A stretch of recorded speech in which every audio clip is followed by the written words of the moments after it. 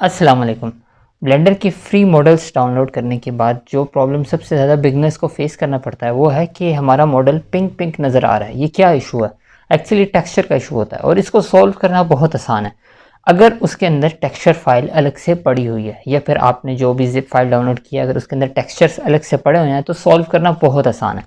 Just आपने अपने blender के ऊपर इस जगह पे जाके यहाँ पे जाके आपने फाइंड मिसिंग फाइल के ऊपर क्लिक कर देना है और उस डेस्टिनेशन को सिलेक्ट कर लेना है जहाँ पे आपके पास टेक्सचर्स वाला फोल्डर पड़ा हुआ है। वहाँ पे जस्ट उसके बाद ब्लेंडर थोड़ा सा टाइम लेगा और आपके टेक्सचर को फिक्स करके दे देगा। That's all. एक और हमारे पास सिनेरियो आता है कि अगर हमारे पास फाइल जो है नॉन नेटिव है लाइक FPX है या फिर कोई भी और सॉफ्टवेयर की फाइल है, तब आपको फिक्स करने के लिए खुद से टेक्सचर बनाने पड़ेंगे और उसमें सबसे ज़्यादा आपकी हेल्प आउट करेगा नोड वैंगलर एड ऑन। उसकी वीडियो मैं यहाँ पे टैग कर दूंगा, वो आप देख लें, इंशाल्लाह बहुत मज़ा आएगा।